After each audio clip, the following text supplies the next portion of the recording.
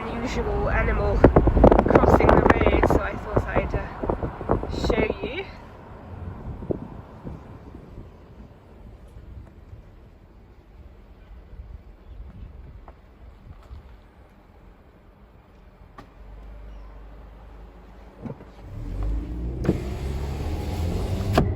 Yes, apparently there are dinosaurs here. Will and I have woken up bright and early. As you will have seen, we stayed at the beach at the Seaside again yesterday. It was just convenient for lots of reasons. We're taking the opportunity of going for a nice early morning stroll.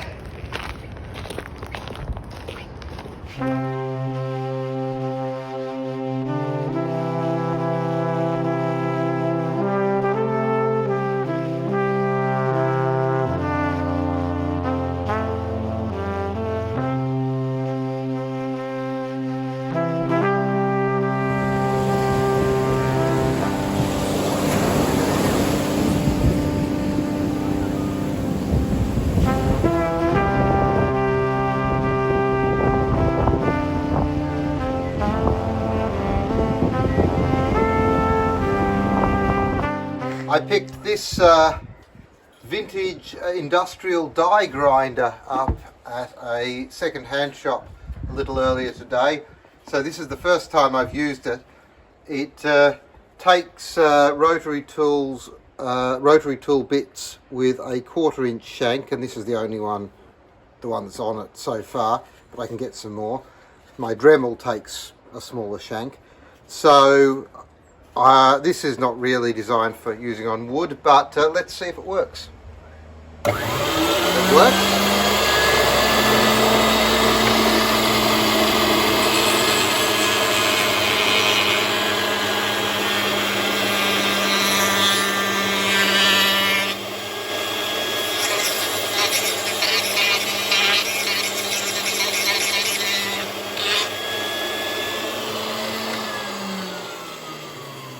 I really shouldn't be grinding on wood with a polishing stone like this, but it's just to test it.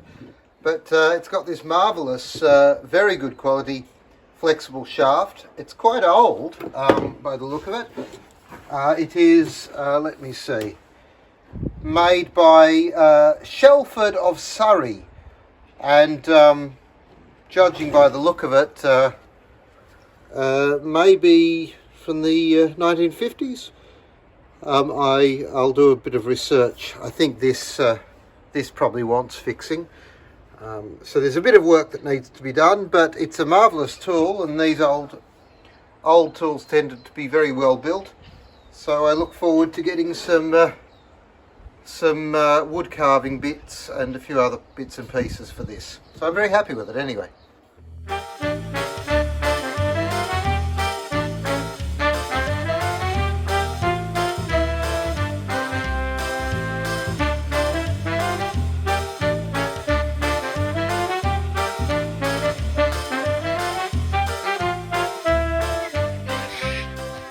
Still pretty early in the morning here. It's breakfast time for the birds. You can see got some choughs. That's a bowerbird. And the parrots are crimson rosellas.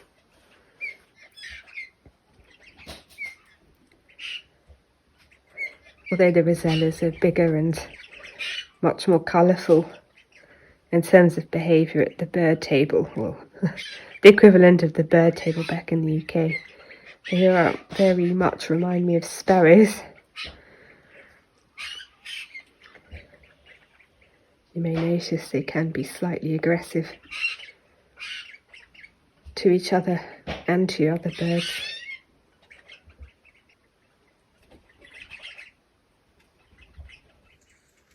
The rosellas have now been joined by a couple of king parrots. You can see that they're different in that they're slightly larger and they're more green in colour, but they do also have a little splash of red, males more so than the females.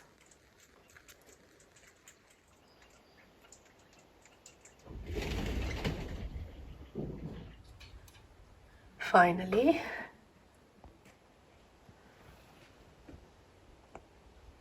the last bird to show up that we routinely get joining us for breakfast is the sulphur-crested cockatoo.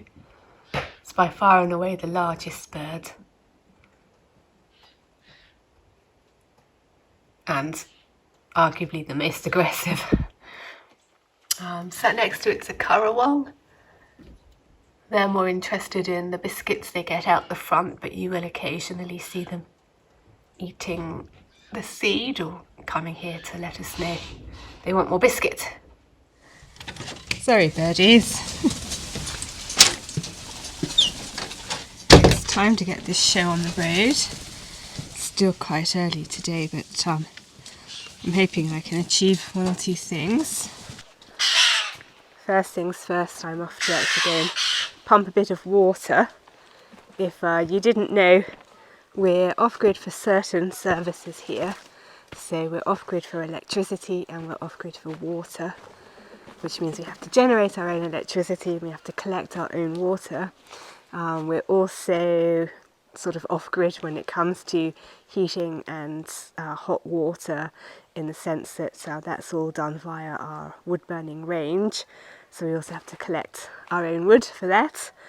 That's sort of come to a bit of a standstill at the moment, in the sense that you may or may not have noticed that Will's car is back in the garage, needing a new clutch this time, so that's going to be a nice bill. Anyway, so I haven't really been able to get up the backwoods there and do a lot of wood processing. Luckily you've got all that stuff in the wood store behind me, so it hasn't been that important. Nevertheless, this is the time of year that I do like to be getting on with getting that kind of things laid down for next winter. Anyway, I digress. What I'm off to do now is go and do a bit of pumping of the water. I mentioned about the being off-grid stuff because we've been under this sort of area of high pressure for ages, which means the weather has been very stable. It's been very sunny and calm and actually pretty warm. So it's been great for an electricity point of view, but it hasn't rained. So it's actually been terrible coming the collecting water point of view. So it's hard to find that middle ground. That's one of the things that I think it's worth pointing out. You want it to be sunny because then you've got enough power, but you don't want it to be too sunny because then you don't have enough water. So yeah, it's never, what you want is a Goldilocks point, and we never seem to really get there. Anyway, I'm off to go and pump some water. This is the library tank, so if you didn't know, we have two. There's one which collects water from the house, which has a electric pump, and then there's this which we call the library tank because it collects the water off this half of the library roof. This tank is full. You might be able to see it's dripping out of the overflow pipe very slowly, and this has a petrol powered pump. So I'm going to do what I need to do, hopefully start the pump. As you possibly also may or may not know, I'm not a big fan of these little types of machines that require pull cords to start them. We have a bit of a history and it's not necessarily a great one.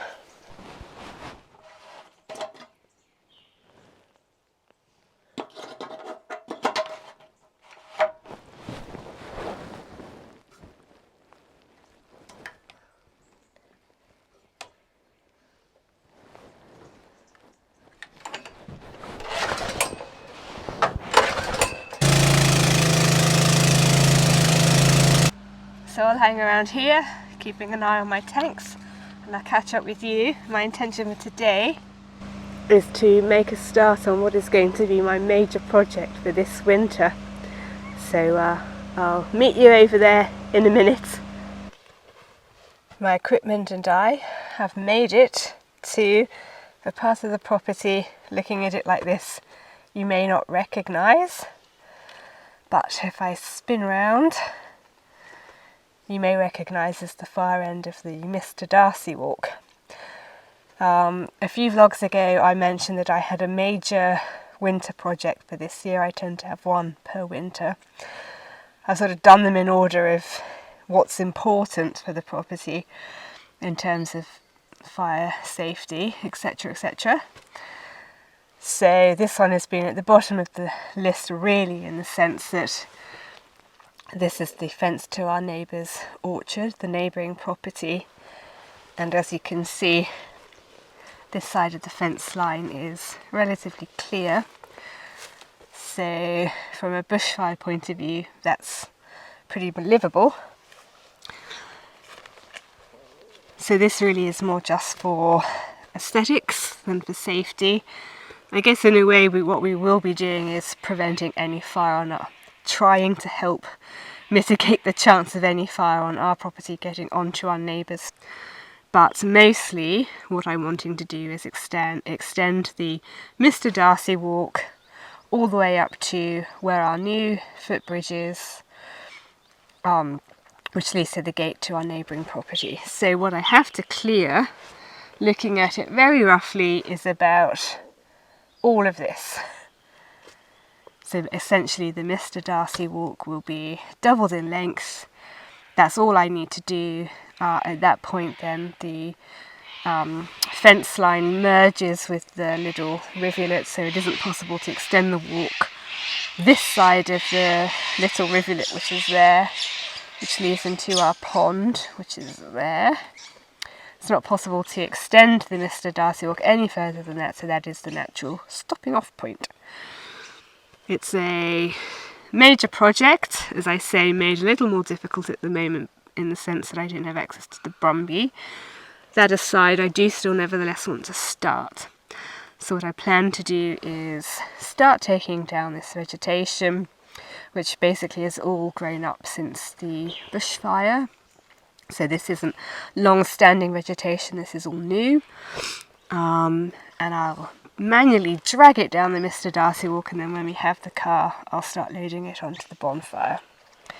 In order to do this, I have my battery-powered Husqvarna chainsaw, and I've got my Ryobi reciprocating saw. What I'm going to do first though is just quickly whip out all of this stuff which has cropped up along the fence line. It won't take very long, and then I'll start working my way up. I am up at the Jacaranda tree which Will got me for Christmas this year, because whilst the work I'm doing on the Mr. Darcy walk expansion project is going really well, a natural break has occurred because both sets of batteries that I've been using have run out. So I'm charging those. It's pretty close to lunchtime, but not close enough that I can't fit another small project in. And what it is I'm going to attempt to wrap the Jacaranda tree in its bubble wrap jacket. As you may or may not know, I prefer plants which don't require a lot of effort in the garden, but since this was a present and since it's not entirely suited to the sorts of levels of cold that we get, at least whilst it's still establishing, I thought I would take the opportunity of wrapping it in a little jacket and hopefully providing it a bit of protection against the frosts which are likely to start occurring soon. I did do similar to these other trees here, so there is precedent. I'm not against it, but the least intervention I can have the better. So as I say, I'll crack on with this. I'll stop for lunch, and then at the end of my day I will catch you up on what's happened in the Mr. Darcy walk, and I'll give you an update about how I think that project's going to progress based on how it's gone today. I have had to call it a day. It's later in the afternoon than it might appear to be getting dusk soon.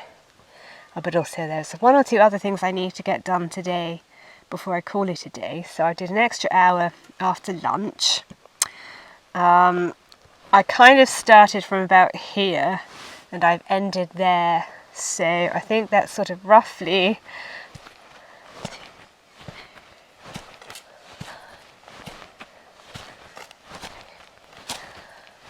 somewhere in the vicinity of 10 metres I've taken the Mr. Darcy walk back, and as you'll notice I then brought the mower up, and what I've done is on the highest setting I've given this a mow.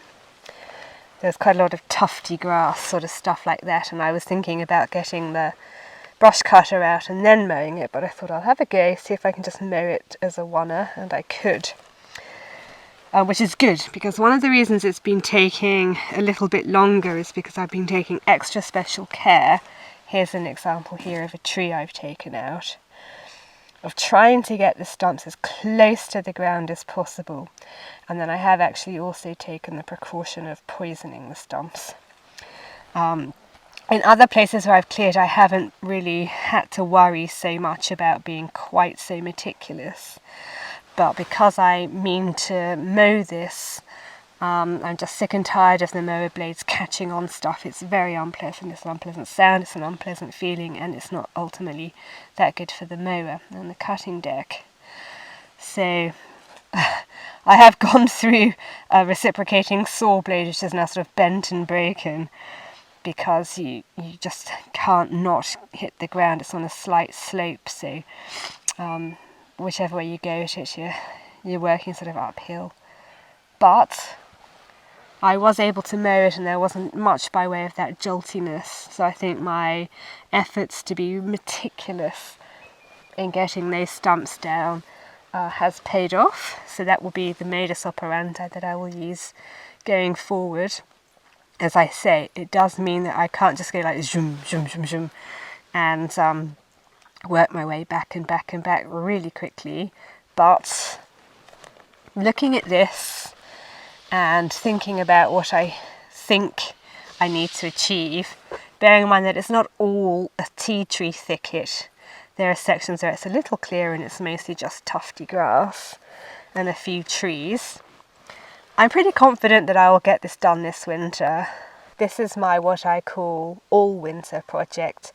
So this is a project that I will be doing throughout winter until it's done, and then interspersed with that I'll have a number of smaller projects, including the reopening of the walk to the pond, the swimming pool down the creek walk, which is over there, and I've got a bit of work to do on the footpath system in the backwoods behind the house. So this is one of those projects that when I get the time, or maybe I'll set aside a day or half a day, I'll come out here, push my way back and back and back until it's done, as I say. But I do think that I can get this done this winter. At this sort of speed, it should be doable. And as it's my all-winter project, there's no particular onus to get it done really quickly. I've got several months in which to get it done, as time allows. But I think that'll be where I have to leave you this week. All being well, I'll see you again next week. Bye for now.